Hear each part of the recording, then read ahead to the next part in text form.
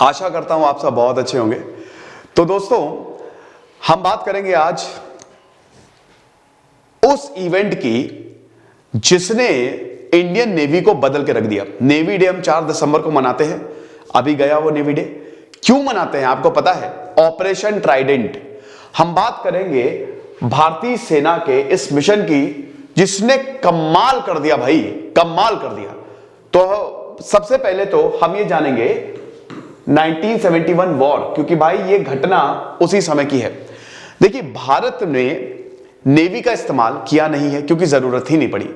1965 का जब युद्ध हुआ तो इंडियन नेवी को बिल्कुल बैकफुट पे रखा गया। जब 1971 का वॉर शुरू हुआ तो यहां पे चीफ एडमिरल ने साफ बोल दिया था इंदिरा गांधी से कि भाई देखो, जो 1965 में हुआ वो अब नहीं होगा। हम चुप नहीं बैठेंगे, तो पहले तो आप हमको यह आश्वासन दो। इंदिरा गांधी ने बोला उड़ा डालो, उड़ा दिया। इंडियन नेवी की ही वजह से 1971 वॉर जीता गया। बहुत ही क्रूशियल रोल। पहले तो पीएनएस गाजी को खत्म किया, जो कि अमेरिका ने 1968 में पाकिस्तान को दिया था। बहुत ही एडवांस्ड आईएनएस राजपूत ने चीथड़े उड़ा दिए। उसके बाद भाई ऑपरेशन ट्राइडेंट, दोनों ही सेम नाइट को ही हुए। ऑपरेशन ट्राइडेंट ने कराची को खत्म और 8 दिसंबर को ठीक 3 दिन बाद ऑपरेशन पाइथन, पूरा पाकिस्तान खत्म हो गया। तो हम बात करेंगे दोस्तों ऑपरेशन ट्राइडेंट की, लेकिन उससे पहले थोड़ा सा प्रमोशन। हमारे कोर्सेज हैं, आपको इन नंबर्स पे व्हाट्सएप करना है, कॉल करना है। यूपीएससी का बेहतरीन कोर्स हमने बनाया है 1 साल 2 साल 3 साल के लिए। जीएस 1 2 3 4 एसे राइटिंग, बहुत सारी चीजें हैं। ध्यान दीजिएगा, 1 जनवरी से रेट्स हाइक होंगे, ठीक है? तो अभी जो भी कोर्सेज आप अवेल करेंगे that will be on old rates. और वैसे भी हमने रेट्स बहुत बहुत बहुत कम करके रखे हुए हैं। लेक्चर में आगे बढ़ने से पहले 1-2 चीजें बोलना चाहता हूं। देखिए, कुछ बच्चे ये बोल रहे हैं कि सर आवाज का अभी भी इशू है। हल्का फुल्का इको आता ही है बेटा, स्टूडियो है, हल्का फुल्का इको आएगा ही आएगा, ठीक है? मेरे ख्याल में, मैंने खुद लेक्चर सुना and I think problem is solved. अब अगर किसी को इसके बावजूद आवाज में प्रॉब्लम है तो जाओ डिस्क्रिप्शन और कमेंट बॉक्स में मैं एक डॉक्टर का लिंक दे रहा हूं, नहीं तो एक आई ड्रॉप दे रहा हूं, वो कान में डाल लो, ठीक है? शायद कान की प्रॉब्लम है, क्योंकि भाई इससे बेहतरीन आवाज नहीं आ सकती। मैंने कई बार चेक किया, मैंने बीच वॉल्यूम में भी चेक किया, लो वॉल्यूम में भी चेक किया, आवाज इज एब्सोल्युटली फाइन। जो बेस्ट माइक है, बेस्ट माइक जो आता है, जो रिकॉर्डिंग्स में यूज होता है अक्सर न्यूज रूम में, मैं वो यूज कर रहा हूं। और उसके बावजूद अगर किसी को भी आवाज में प्रॉब्लम है तो फिर आपके कान में प्रॉब्लम है, आवाज में प्रॉब्लम नहीं है। मैं इतना स्ट्रिक्ट होता नहीं हूं, लेकिन मैंने 2-3 कमेंट्स देखे, मुझे लगता है कि उनको करना ही करना है कमेंट्स। आवाज इको का हल्का सा प्रॉब्लम है, बाकी मुझे नहीं लगता कि आवाज खराब है। जो थी पहले वो मैं ऑलरेडी रेक्टिफाई कर चुका हूं, ठीक है? तो हम शुरू करते हैं फिर अपने लेक्चर्स के साथ। ऑपरेशन ट्राइडेंट, इसकी कहानी 1971 वॉर, 1971 का भारत पाकिस्तान युद्ध, जब सबसे बड़ा सरेंडर हुआ। सबसे बड़ा सरेंडर किया पाकिस्तान ने, 90,000 सैनिकों ने हथियार डाल दिया। आपको बता दूं दोस्तों कि आज तक कभी भी इतिहास में ऐसा नहीं हुआ है कि एक देश ने दूसरे देश को बना दिया, लीगली बना दिया। आज तक कभी ऐसा नहीं हुआ है। भारत के खिलाफ सारे सिनारियोस थे, सब कोई, पूरा वेस्ट वर्ल्ड भारत के खिलाफ, ब्रिटेन भारत के खिलाफ, यूरोप के ब्रिटेन, मतलब यूरोप में जितने भी देश थे सब भारत के खिलाफ। अमेरिका तो पाकिस्तान को भर भर के सपोर्ट कर रहा था भाई। हेनरी किसिंगर जो भारत को बिल्कुल पसंद नहीं करते थे। रिचर्ड निक्सन ने तो इंदिरा गांधी को विच बोल दिया था, चुड़ैल तक बोल दिया था। पता नहीं क्या उल्टा सीधा बोला था रिचर्ड निक्सन ने। वो जो टेप वायरल हुए ना, जब टेप बाहर आए तो भारतीयों का खून खौल गया कि क्या पागल राष्ट्रपति है अमेरिका का, ये सब बकवास कर रहा है। तो रिचर्ड निक्सन तो फुल ऑन पाकिस्तान को सपोर्ट करते थे। इसी की ही वजह से पाकिस्तान बहुत उछल भी रहा था, यार हम तो हरा देंगे। देखिए, मैं 1971 वॉर के बारे में आपको बताना चाहता हूं। पहले आप देख लीजिए कि हर साल जो 4 दिसंबर है वो नेवी डे के रूप में सेलिब्रेट किया जाता है। ऑपरेशन ट्राइडेंट, ट्राइडेंट मतलब होता है त्रिशूल। तो ट्राइडेंट, ऑपरेशन ट्राइडेंट जो हमने किया 1971 वॉर में, पाकिस्तान को खत्म कर दिया। कराची हार्बर, भाई कराची जो है ना, अरेबियन सी का आपको एक्सेस है। कराची, जैसे Mumbai is the financial capital of India, Karachi जो सिंध की कैपिटल है, it is the financial capital of Pakistan. Karachi से ही पूरा का पूरा ट्रेड होता है, पूरा का पूरा बिजनेस होता है। और कराची पर आपने बम बरसा दिए खत्म, bye bye, tata, good bye, गया, ऐसा हुआ। तो same day also marks the end of navy week. हर साल हम नेवी डे मनाते हैं। कमेंट बॉक्स में बताओ आर्मी डे और एयरफोर्स डे कब मनाया जाता है। तो हम 1971 वॉर के बारे में बात कर रहे थे। 1971 का युद्ध, इसकी शुरुआत कैसे होती है?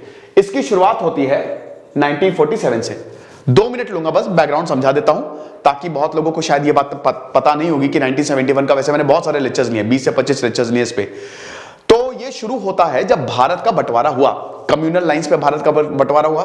जो हिंदू मेजॉरिटी थे वो अलग, group A, group B, group C, group D में भारत की मैपिंग की गई। स्टेट इसमें होंगे, फिर बाद में 15 स्टेट्स, 15 से फिर 22 हुए, अलग कहानी है। पाकिस्तान कैसे बना कि भाई जो मुस्लिम मेजॉरिटी है वो they are free to decide कहां उनको जाना है। तो इधर बन गया पाकिस्तान, वेस्ट पाकिस्तान, और इधर बांग्लादेश भाई बंगाल को काट के बनाया गया था ना, ये बंगाल था, पूरा का पूरा एरिया बंगाल। लेकिन पार्टीशन के बाद जब 1947 में भारत का बंटवारा हुआ तो बंगाली मुस्लिम्स मेजॉरिटी में थे, उन्होंने अलग कर लिया और वो देश बना ईस्ट पाकिस्तान। यानी कि पाकिस्तान उस समय 2 हिस्सों में था, इधर साइड था वेस्ट पाकिस्तान और ये वाला, ये बांग्लादेश जो आज का है ना, इधर साइड था ईस्ट पाकिस्तान, और बीच में था हमारा भारत। तो ये हिसाब किताब रहा। अब दोस्तों क्या हुआ कि मोहम्मद अली जिन्ना ने सीधा बोल दिया कि भाई हम सब कुछ उर्दू में करने वाले हैं। जिस दिन से ईस्ट पाकिस्तान बना, Bengal is a highly fertile area, is highly fertile area. Bengal is very rich, why? Because of the rivers, because of the trade, because you get access to Bay of Bengal. तो आप सीधा you can go to South East Asia, तो वहां से आप पूरा trade कर सकते हैं। इतिहास गवाह है कि बंगाल कितना ज्यादा प्रॉस्पेरस रहा है। बंगाल और गुजरात ये 2 स्टेट बहुत ज्यादा प्रॉस्पेरस रहे हैं। जिस रूलर्स के पास ये दोनों स्टेट थी उन्होंने कमाल कर दिया। तो जो बंगाल का एरिया था वो पाकिस्तान के पास, सारे के सारे रिसोर्सेस इधर से ईस्ट पाकिस्तान से वेस्ट पाकिस्तान जाते थे। बदले में कुछ भी नहीं मिलता था ईस्ट पाकिस्तान को, इनको सेकेंड क्लास सिटीजन की तरह ट्रीट किया जाता था। तो शेख मुजीबुर रहमान खड़े हो गए। Sheikh Mujibur Rahman young college student, उन्होंने बोला भाई हम ऐसा नहीं सहेंगे, आप आवामी लीग बना दी उन्होंने अपनी पार्टी। लेकिन प्रॉब्लम यह हो गई दोस्तों कि बहुत एट्रोसिटीज हुई। इधर main language is the key. अगर आप कल्चर में घुसोगे, स्पेशली अगर आप लैंग्वेज भाषा में कुछ छेड़छाड़ करोगे ना, तो बहुत ज्यादा प्रॉब्लम होगी। भारत में भी यही प्रॉब्लम हुई थी शुरुआत में, है ना। अभी भी Hindi is not the official language of India, क्योंकि साउथ के स्टेट्स विद्रोह कर देंगे। देखिए एक थाली है ना, अगर थाली में आप एक जैसा खाना खाओगे मजा नहीं आती है, थाली में वैरायटी होनी चाहिए। हमारा तो यूनिटी इन डाइवर्सिटी मोटो ही है, ठीक है, डाइवर्स है yet we are united. Pakistan के मोहम्मद अली जिन्ना ने बोला कि अब से उर्दू चलेगी। तो ईस्ट पाकिस्तान तो बंगाली, सब बंगाली है वहां पे, उर्दू कैसे? तो यहां पे जो प्रोटेस्ट शुरू हुए, और भी बहुत सारी चीजें थी, वो प्रोटेस्ट काफी चले। अब 1960 से लेकर, मतलब 58 से लेकर 69 तक पूरा जनरल अयूब खान थे, ठीक है। पाकिस्तान में डिक्टेटरशिप क्या, मार्शल लॉ। तो जनरल अयूब खान, उसके बाद इलेक्शंस हुआ। अब इलेक्शंस में क्या हुआ कि इस दौरान 10 सालों में ईस्ट पाकिस्तान लगातार बोला था हम क्या चाहते हैं, आजादी। इलेक्शन में शेख मुजीबुर रहमान की पार्टी जीत गई। अब ये बिल्कुल भी पसंद नहीं आया जुल्फिकार अली भुट्टो, याह्या खान, किसी को पसंद नहीं आया। उसके बाद ये बोला जाता है सबक सिखाएंगे, ईस्ट पाकिस्तान बहुत आजादी चाहता है ना, तुमको हम आजाद करते हैं। शुरू किया गया ऑपरेशन सर्चलाइट, शुरू किया गया जेनोसाइड, कत्ले आम। लगभग ऐसा कोई भी परिवार नहीं था, लगभग सारे के सारे बांग्लादेशियों को सबक सिखाया गया। जनरल टिक्का खान को बुलाया, बना दो भाई सबके टिक्के। तो he was specialized in making human tikkas. तो जनरल टिक्का खान आए, और ये 1970 से ही शुरू हो गया था, 1970 से ही शुरू हो गया। 1971 आते आते, मार्च आते आते भयानक एट्रोसिटी सामने आने लगी।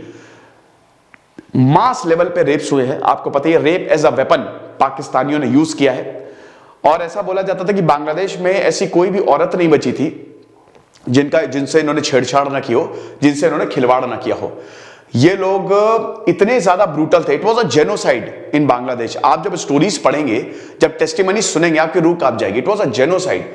आप समझिए कि परिवार को खत्म किया जा रहा है, बच्चे के सामने मां बाप को जलाया जा रहा है, हस्बैंड के सामने वाइफ का रेप किया जा रहा है, ऐसे ही इतनी खतरनाक खतरनाक कहानियां, खत्म, एवरीथिंग वाज वेरी ब्रूटल। अब हम ये देखते हैं कि भाई बांग्लादेश जाए कहां, लोग जो हैं वो भारत आना शुरू हुए, आसाम आना शुरू हुए, ठीक है, बॉर्डर एरिया पूरा शेयर करता है, आसाम, त्रिपुरा, यहां पे भाई इन्फ्लक्स। अब इंदिरा गांधी ने भाई, उस समय इतना मीडिया, प्रिंट मीडिया था, ठीक है, उस समय तो टीवी भी नहीं आया था प्रॉपर। तो अब हम ये देखते हैं कि जब 1971 में मार्च के महीने में, अप्रैल के महीने में इतने सारे रिफ्यूजीज भारत में आने लगे, तो इंदिरा गांधी ने बोला भाई ये क्या हो रहा है, इतने सारे लोग कहां से एकदम से। तब उनको पता चला, उन्होंने, हालांकि स्टोरीज उनको पता थी कि क्या ब्रूटैलिटी हो रही है, वो इतना परेशान हो गई इंदिरा गांधी, उस समय प्राइम मिनिस्टर थी इंदिरा गांधी ने, फिर हमारे general the hero Sam Manekshaw को बुलाया। तो सैम मानेकशॉ आए, सैम मानेकशॉ से मीटिंग की, उस पर मूवी भी बन दी उनपे, कमाल के वो सोल्जर थे। तो उनसे पूछा कि हमला करो, वक्त आ गया, पूरी कैबिनेट को बुलाया, हमला करो। सैम मानेकशॉ ने मना कर दिया। सैम मानेकशॉ ने बोला कि देखिए अभी आप हमला मत करिए, अभी अगर आप हमला करेंगे तो हम हार सकते हैं, हार नहीं सकते हैं लेकिन हमारे लिए मुश्किल होगी। क्यों मुश्किल होगी? पहली बात तो सारे के सारे फोर्सेस को एक जगह इकट्ठा करना पड़ेगा, अभी अलग अलग जगह है। दूसरी चीज, बांग्लादेश में आने वाला है मॉनसून, बांग्लादेश में मॉनसून आने वाला है, और बारिश जब आती है मतलब ईस्ट पाकिस्तान में, आज का बांग्लादेश, तो भाई वहां पे लड़ना क्या, चलना भी मुश्किल हो जाता है, तो फोर्सेस के लिए बड़ी मुश्किल हो जाएगी। तो फिर इंदिरा गांधी ने बोला कि क्या करें बताइए फिर आप। तो सैम मानेकशॉ ने बोला कि आप कुछ मत करिए, हम करेंगे, मुझे थोड़ा सा टाइम दीजिए, वक्त हमारा होगा, इलाका हमारा होगा, जगह हमारी होगी, बस उसके बाद हम खेल खत्म करेंगे। खेल खत्म करना शुरू किया। तब तक क्या करें, तब तक हम बांग्लादेश को सपोर्ट देंगे, मुक्ति बाहिनी को हम ट्रेन करेंगे, जो कि बांग्लादेश, जो कि पाकिस्तानियों से लड़ेगा। तो आप समझिए कि बाकायदा नॉर्थ ईस्ट में ट्रेनिंग कैंप्स बनाए गए, इंडियन आर्मी जो थी वो मुक्ति बाहिनी को ट्रेन करती थी ताकि ये लोग पाकिस्तानियों से लड़ सके। अब देखिए इधर डिप्लोमेसी भी चालू थी, इंदिरा गांधी पूरी कोशिश कर रही थी, लेकिन इंदिरा गांधी को सारी कोशिशें असफल। वो अमेरिका भी गए रिचर्ड निक्सन से, लेकिन रिचर्ड निक्सन ने सीधा बोल दिया कि देखिए, सीधा मुंह पे बोल दिया था इंदिरा गांधी के कि एग्रेसर आप नहीं, मतलब एग्रेसर पाकिस्तान नहीं है, एग्रेसर आप है, आप लोग बदतमीजी कर रहे हो, और अगर आप लोगों ने पाकिस्तान पे हाथ भी लगाया या कुछ भी अगर ऐसा किया तो आप समझ लीजिएगा अंजाम भुगतने के लिए तैयार रहिएगा। उसके बाद फिर तुरंत इंदिरा गांधी गई रशिया के साथ फ्रेंडशिप ट्रीटी साइन की कि अगर आप पे अटैक होगा तो रशिया आपको सपोर्ट करेगा। रशिया, अच्छा मैंने एक लेक्चर बनाया है कि चाइना इस वॉर में क्यों नहीं कूदा, चाइना इस वॉर में क्यों नहीं कूदा, उस पर मैंने एक सेपरेट लेक्चर बनाया स्टडी ग्लोस पे, अब देखिएगा। तो अब हम ऑपरेशन ट्राइडेंट पे आते हैं। हुआ क्या कि सब कुछ सेट, ऑल सेट, 13 नवंबर को पाकिस्तान ने इमरजेंसी लगा दी, और आप समझिए कि पाकिस्तान ने एयरफील्ड्स पे हमला कर दिया। भारत की जैसे ही गुजरात और इधर आगरा, इधर एयरफील्ड्स पे हमला किया, तुरंत इंडिया ने वॉर डिक्लेयर कर दिया। इंडिया यही चाह रहा था कि वैसे एक बार पाकिस्तान हमला कर दे।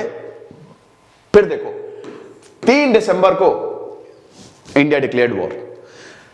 13 दिन के अंदर पाकिस्तान को पूरी दुनिया का सपोर्ट, एडवांस्ड वेपन, 13 दिन के अंदर पाकिस्तान को बर्बाद कर दिया। इंडियन आर्मी इतनी ताकत, 16 दिसंबर को जब ये वॉर खत्म हुआ, इंडिया इनफैक्ट इतने अपर पोजीशन पे था, मतलब इंडियन आर्मी भी इतने अपर पोजीशन, मैंने तो काम उन्होंने किया था, अपर पोजीशन पे था कि अगर चाहता तो पूरे पाकिस्तान को ले सकता था, क्योंकि पाकिस्तान की सेना ही खत्म हो गई। 1 लाख सैनिकों का सरेंडर, आप विश्वास करोगे भाई, एक देश की फोर्स को एक देश को बचाता कौन है? उसकी सेना। जब सारे सोल्जर्स ने, सारे सैनिकों ने हथियार डाल दिए तो रक्षा कौन करेगा? सैनिकों का सरेंडर। लेकिन उसके बाद क्योंकि हमारी वैसी प्रवृत्ति नहीं रही है, तो हमने फिर 1975 शिमला एग्रीमेंट साइन किया। देन उसके बाद चीजें हुई, शिमला एग्रीमेंट क्या ना, शिमला में ये ट्रीटी हुई थी, ठीक है। तो कहां थे हम? हाँ, तो अब 3 दिसंबर को इंडिया वॉर में, 4 दिसंबर को तुरंत इंडियन नेवी को एक्टिव किया गया कि इंडियन की जो नौसेना है उसको एक्टिव करो। अच्छा, उस समय एडमिरल जो थे उन्होंने सीधा बोल दिया था कि भाई आप कोई रोको ना दीवाने को, आप रोकेंगे नहीं हमको, इस बार हमको युद्ध लड़ने दीजिए, 1965 में आपने योग रोक दिया था, पहले हमको आप ये लिख के दीजिए। इंदिरा गांधी मान गई।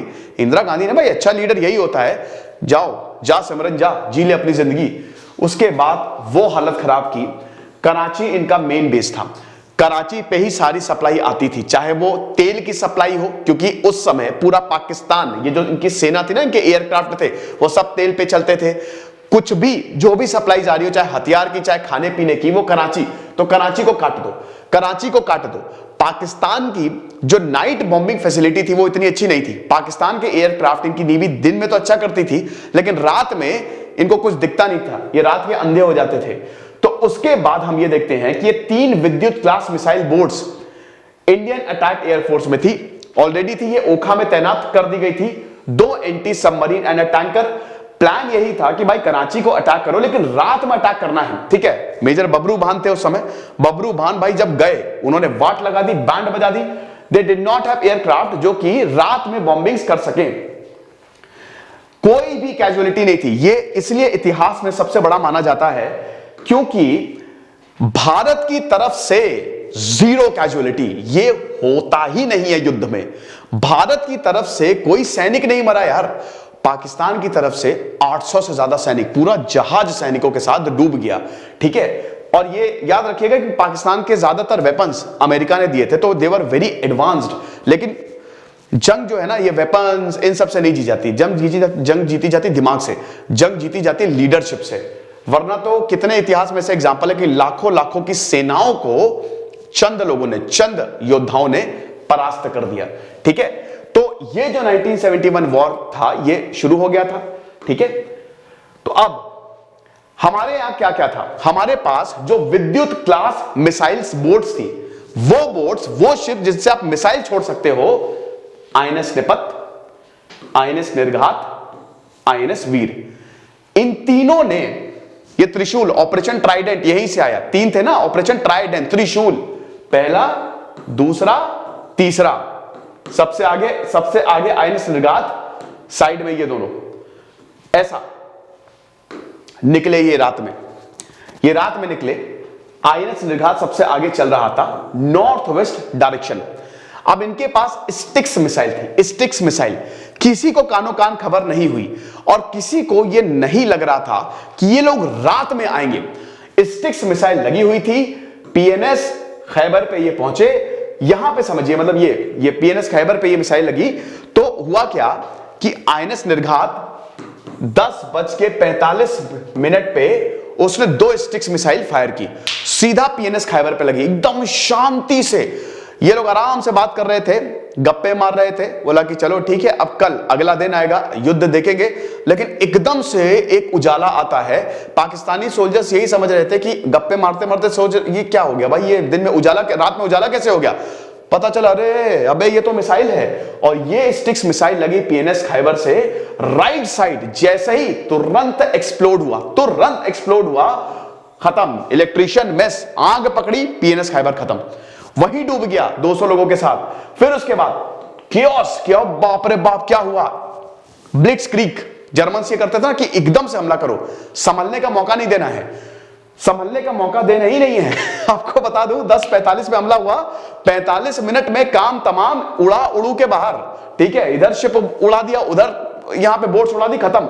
इसी रात एक और जगह पीएनएस गाजी, ऑपरेशन गाजी, उसको भी डुबा दिया था आईएनएस राजपूत है। वो भी बहुत ही शानदार स्टोरी है दोस्तों, वो हम किसी और दिन डिस्कस करेंगे कि भाई पीएनएस गाजी बहुत ही शानदार था भाई, पाकिस्तान की शान था, उसको डुबा दिया, खत्म। तो एक साइड ये भी चल रहा है। अब भाई आईएनएस निर्घात ने फायर किया 2 टारगेट्स, तुरंत फायर करने के बाद तुरंत 2 टारगेट यहां पे देखे। अब आईएनएस निर्घात ने फायर किया तो आईएनएस निपत कैसे पीछे रहे? 2 स्टिक्स मिसाइल इन्होंने दागी, एक कार्गो, एक एमवी वीनस चैलेंजर को लगा और एक पीएनएस शाहजहां को लगा, जो कि सी क्लास डिस्ट्रॉयर था। दोनों शिप पे ऐसे गिरी, खत्म। मिनटों में पाकिस्तान की आधी थल सेना खत्म। थल सेना इन द सेंस कि वहां पे जो मेन थे। फिर आता है, ये दोस्तों 11 बजे हुआ था, ठीक है। अब 20 मिनट बाद भाई आईएनएस निर्घात ने मार दिया, आईएनएस निपत ने मार दिया। वीर क्या करेगा? आईएनएस वीर ने वीरता दिखाई। ठीक 20 मिनट बाद पीएनएस मुहाफिज, जो कि एडजटेंट क्लास माइन स्वीपर था, it was targeted by INS Veer. Missile को फायर किया गया, मुहाफिज को लेफ्ट साइड में लगी, तुरंत वो डूब गया 33 सेलर्स के पास, 7 तुरंत 200 से ज्यादा लोग खत्म, बाय बाय टाटा गया। हालांकि लोगों का मरना, अब देखिए युद्ध में तो लोग मारे ही जाते हैं, कैजुअलिटी सही नहीं रहती, लेकिन अगर आप उनको नहीं मारोगे तो वो आपको मार देगा। अब पाकिस्तानी जो शिप था कंफ्यूज हो गया कि भाई हुआ क्या, उसने गलत कोऑर्डिनेट्स भेज दिए। कोऑर्डिनेट्स भेजने होते ना, उसने गलत कोऑर्डिनेट्स भेज दिए कि भाई अब क्या करें। तो गलत कोऑर्डिनेट्स में दोस्तों जो फायरिंग हुई ना, वो पाकिस्तान की ही बोट पे उसने और हमला कर दिया। पाकिस्तान के शिप ने जो फायरिंग की बाद में पाकिस्तान की बोट पे हमला कर दिया और पाकिस्तान और डूब गया। तो समझिए कि पूरा का पूरा कराची बंदरगाह खत्म हो गया। फिर 4 दिन बाद ऑयल फील्ड्स पे हमला करना है, ठीक है। ये लोग उबरने की कोशिश ही कर रहे थे, लेकिन ऑपरेशन पाइथन लॉन्च किया जाता। अगेन इसमें इंडियन नेवी इन्वॉल्व थी। तो ऑपरेशन ट्राइडेंट और ऑपरेशन पाइथन, यानी कि 8 दिसंबर आते आते पाकिस्तान की पूरी नेवी खत्म हो गई। पूरी नेवी को भारत ने ध्वस्त कर दिया। और उसके बाद बल्ले बल्ले 16 दिसंबर को बधाई हो, बांग्लादेश हुआ है। तो ये आप देख सकते हैं टाइमलाइन। 3 दिसंबर बांग्लादेश एयरफोर्स बनाई गई, इंडियन असिस्टेंस मुक्ति बाहिनी बनाई गई। तो उन्होंने पाकिस्तानी ऑयल डिपॉजिट्स को खत्म किया। पाकिस्तान ने फिर भारत को अटैक किया और भारत ने, यह सोची समझी साजिश थी भारत की कि इधर हम बांग्लादेश को तैयार करेंगे पाकिस्तान के खिलाफ, पाकिस्तान डेफिनेटली हम पे अटैक करेगा और हम वॉर में आ जाएंगे। वरना आपके पास बताने के लिए होगा नहीं ना कि आप वॉर में गए क्यों, तुम्हारा क्या इसमें फायदा है। बैटल ऑफ लोंगेवाला, जिसमें बॉर्डर मूवी बनी है, बॉर्डर मूवी किसने नहीं देखी होगी। हिंदुस्तान मेरी जान है गुजरने वाली, हवा जरा मेरा इतना काम करेगी क्या, मेरे गांव जा मेरे दोस्तों को सलाम दे। और वो नहीं है कि वहीं थोड़ी दूर है घर मेरा, मेरे माँ के पैरों को छू के दो, उसे अपने बेटे का नाम दे। क्या शानदार गाना है भाई, क्या शानदार गाना है। वो गाना सुनेंगे तो सच में आंख में आंसू आ जाते हैं। तो 4 दिसंबर को बैटल ऑफ लोंगेवाला लड़ी गई, इंडियन नेवल अटैक अगेन इसी 4 दिसंबर को। अब देखिए इधर बैटल ऑफ लोंगेवाला हो रही है, 150 सिपाही पूरे पाकिस्तान को रोक के रखे हैं। उसके बाद उसी दिन 4 दिसंबर को ऑपरेशन ट्राइडेंट, इसी की तैसी तुम्हारी पूरा का पूरा पाकिस्तान उड़ा दिया। 7 दिसंबर को फिर जैसोर सिलहट को लिबरेट किया गया। 11 दिसंबर फिर उसके बाद बहुत सारी चीजें हुई, ये देख सकते हैं। अच्छा 13 दिसंबर को अब इधर देखिए, इधर आप समझिए कि यूएसएसआर ने अपने वॉरशिप भेजी है, क्योंकि इधर अमेरिका ने अपने यूएसएस एंटरप्राइज भेज दिया था। अमेरिकन रिचर्ड निक्सन ने बोला बहुत हाथ से चीजें निकल रही है भाई, पूरी की पूरी रिकॉर्डिंग्स वायरल हुई हैं, मतलब लीक हुई हैं, पब्लिक हुई हैं, पूरे के पूरे डॉक्यूमेंट्स की अमेरिका ने पूरी तैयारी कर ली थी। लेकिन उसमें मैंने भी लेक्चर बनाया हुआ अलग, लेकिन वो हो नहीं पाया सही। तो बे ऑफ बंगाल में यूएसएस एंटरप्राइज आके खड़ा हो गया। यूएसएसआर ने अपने वॉरशिप भेज दिए इस एंटरप्राइज को काउंटर करता। अगर सोवियत हमारे साथ नहीं होता तो शायद हम ये वॉर जीत नहीं पाते, क्योंकि अमेरिका हमला कर देता। ठीक है, अमेरिका और ब्रिटेन हमला कर देते। देन अगेन 16 दिसंबर को फिर आपको पता ही है, मित्रों बाहिनी मुक्ति बाहिनी ने ढाका को ले लिया और पाकिस्तानी आर्मी ने सरेंडर कर दिया। और फाइनली हम ये देखते हैं बांग्लादेश का जन्म होता है। सबने सरेंडर कर दिया। फिर उसके बाद भाई यहां पे जुल्फिकार अली भुट्टो और इंदिरा गांधी ट्रीटी साइन करते हैं, एग्रीमेंट साइन करते हैं, शिमला एग्रीमेंट। और अल्टीमेटली यहां पे जितने भी हमने खो दिया, हमने स्ट्रैटेजिक, मतलब हमने कई बार ऐसा हुआ है ना कि टेबल पे आके हम बहुत कुछ खो देते हैं। तो हमने भाई यहां पे जुल्फिकार अली भुट्टो की बात मान ली। वो आए थे ऐसे हाथ फैलाते हुए, भर दे छोली मेरी या मोहब्बत, ऐसे ही करना था ना वो। तो हाथ फैलाते हुए आए और उसके बाद फिर इंदिरा गांधी ने उनके झोली भर दी। इंदिरा गांधी ने बहुत ही सख्त कंडीशन लगाई थी, लेकिन यहाँ पे जुल्फिकार अली भुट्टो ने सब मान ली। और फिर उसके बाद जब पाकिस्तान गए अपने सारे सैनिकों को ले गए, तो बहुत उल्टी सीधी डींगे हाँक रहे थे। देखो भारत ने हमको हरा दिया था, लेकिन उसके बावजूद मैं अपने सैनिकों को छुड़ा के लेके आया। इन्हीं जुल्फिकार अली भुट्टो को 1979 में फांसी पर लटका दिया था जिया उल हक ने। इनकी बेटी थी बेनजीर भुट्टो, 2010 में बॉम्ब ब्लास्ट में मारी गई थी। ठीक है, तो 22 दिसंबर फिर भाई प्रोविजनल गवर्नमेंट जो है वो ढाका में बनती है। ओके, सो ऑपरेशन ट्राइडेंट जो है वो पाकिस्तानी आर्म्ड फोर्सेस को हाई अलर्ट पे रखा। फ्रेंडली फायर हुई। अगेन ये तो वही चीज है कि जब ऑपरेशन ट्राइडेंट के बाद पाकिस्तान ने गलत कोऑर्डिनेट्स भेज दिए, इसका नतीजा ये हुआ कि जो पाकिस्तान ने फायर किया ना वो उन्हीं के शिप पे जाके लग गया और नुकसान हो गया। कैसा लगा लेक्चर? अच्छा लगा? चलो मुझे कमेंट बॉक्स में बताओ और कौन कौन से ऑपरेशंस आप देखना चाहते हो। खुश रहिए, पढ़ते रहिए। दिस इज सिद्धांत अग्निहोत्री साइनिंग ऑफ।